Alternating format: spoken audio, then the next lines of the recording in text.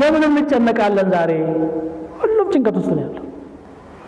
በተለይ የኑሮ ጫና ነው የሚለው ሁሉ አሁን ኑሮ የኖርክን ማዝል ተታኩል ወተሽረብ የአላህ ኒዕማም አልተቋረጠም ከአካልህ ጀምሮ ማትቆጥረው ጸጋል ፊውቸርን ይፈራል ስጋት ከየት ነው የምናመልጠው እንዴት ነው የምናመልጠው ከዚህ በثقة بالله ዛሬ ያኖረን ያለው ማን ነው አላህ አይደል ነገ ይጥለና ነገ ይከዳና ደሞስ አላህ የከተበው ነገር አንተ ስለተጨነቅክ ይቀራል ያለቀ ነገር ቆሰን واعلم ان ما اصابك لم يكن ليخطئك የደረሰብህ ነገር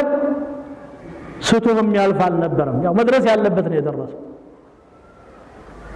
وما اخطاك لم يكن ليصيبك የዘለለህ መከራ ደግሞ አይገርም ተጽፎ ያበቃ ነገር ነው ይሄ ቀደርን ማመን አንድ የእረፍት ምንጭ ነው አጨናነቀኝ አላህ አላህ ስለዚህ ሰዎች በስጋት ውስጥ በጭንቀት ውስጥ እንዳይኖሩ ዱንያ ላይ ዋስትናው አላህን መያዝ ነው የትም ሆኖ ሙእሚን ደስተኛ ነው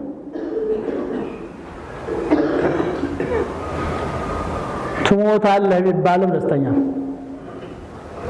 እንደማይቀር ያውቃል አንድ ቀን ባንተ እጅ ሊሆን ይችላል በዛ እጅ ሊሆን ይችላል ያለ ማንም ጣልቃ ገብነት ሊሆን ይችላል ቀደር አላህ ተዘጋጅቶ ይጠብቃል ና ቁወቱ الصله بالله ከአላህ ጋር ያለ ጠንካራ ግንኙነት የደስታ ምንጭ እሱ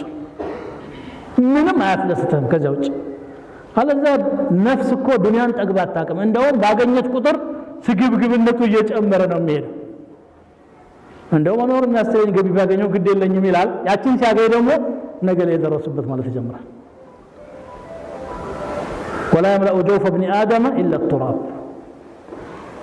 إذا ما الذي يملأه كفتة من يملأ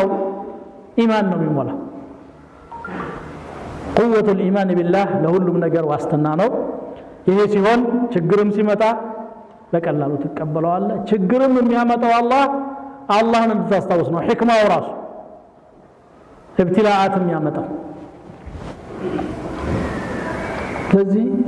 አላህን በመርሳት ሰበብ በማዕሲያ ሰበብ ውስጣችን ረፍታቶ የምንኖር ሰዎች ብዙዎቻችን እንደዚህ ነን ወደ አላህ መለስ በማለት የተከፈተ በርሱ ብቻ ቆርቆሮው ባዶ እጁን ማትመለሰው መስሎ